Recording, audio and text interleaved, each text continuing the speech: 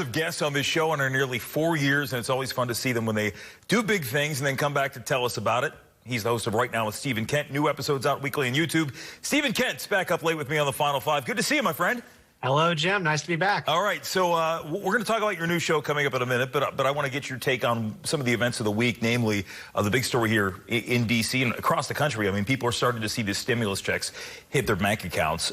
So there was the votes. I don't think it was a big surprise. Party line pretty much all the way. One Democrat strayed. But then President Biden spoke last night. As you saw the president now trying to switch into sales mode and trying to sell the American people on what is now law, what was your takeaway from that last night?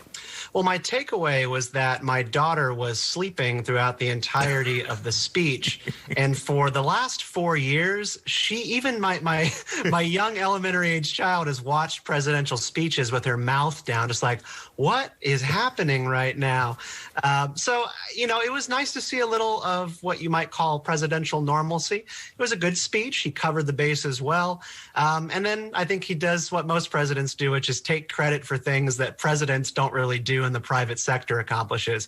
We've had a radical amount of innovation in the medical sector in the past 6 months to get us out of this pandemic crisis.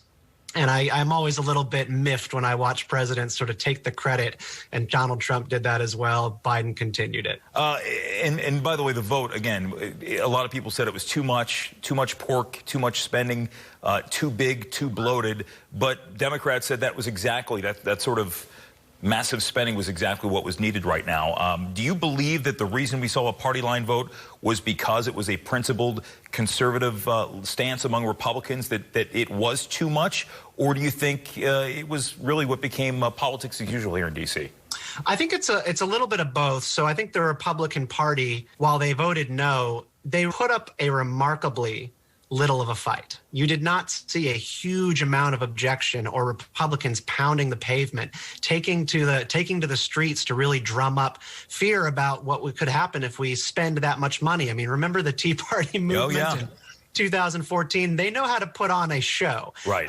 They didn't put on a show. They focused on culture war issues, and then they let the vote happen. I think they mostly just did it as a form of a protest vote. So these are the kind of issues that you're tackling with the new show. It is called Right Now with Stephen Kent. It is on Rightly, which is a digital platform launched by Al Jazeera. They basically, dude, they decided we're starting this platform and we're building it around Stephen Kent. What a great choice. Yeah, I'm really excited to be doing it. I mean, Right Now is a show about the intellectual shakeup that's happening on the right. I mean, just this past week, Mitt Romney rolled out a child tax credit plan, which essentially amounts to a conservative form of family welfare. And Marco Rubio came out today in support of Amazon workers' push to unionize. The Republican Party is changing very fast. And like I said, they sat back on this $1.9 trillion spending package. And what we're going to be doing on this show is highlighting these changes and talking about them. I think it's important to step back from the news cycle a little bit and get a sense of where we stand politically. And there was Brad Palumbo, a guy who's been on this show many times. Hey, Stephen, just I know a lot of people have been talking about this. There was, I know that you sort of felt it maybe indirectly, but there was some blowback. Some people said Al Jazeera did not need to add a right-leaning outlet to its offerings right now.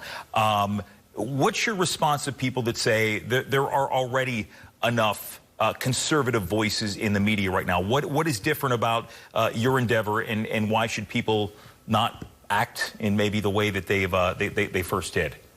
I think one of the things that's wrong with conservative media is almost like gaslighting. Like it changes right before your eyes, and nobody is stopping to acknowledge just how far and radical things have gotten in certain media and conservative circles. The conservative movement has more or less, up until the Donald Trump era, been the same since Reaganism. That consensus and the politics that formed the Republican Party for the past 3 decades is completely wiped away. All the forces that tied together libertarians and conservatives within the Republican Party are no longer present. And there is a huge amount of value from being able to step back from all of it and actually recognize and talk about what is going on within the Republican Party and the conservative movement more broadly, which I actually think is a little bit more important than talking about the partisan hook. I think that adds a lot of value, and I think people are already really enjoying it. You can check it out at youtube.com/RightlyAJ. I'll tweet out a link to that. By the way, you had also Shoshana Weissman on the show, who I've been chasing to have on this show forever. So maybe at some point that'll happen. Stephen, I'm proud of you. Congratulations. We'll see you soon. Thanks so much, Jim. I owe a lot to you. You got me there. Final 5 back after this.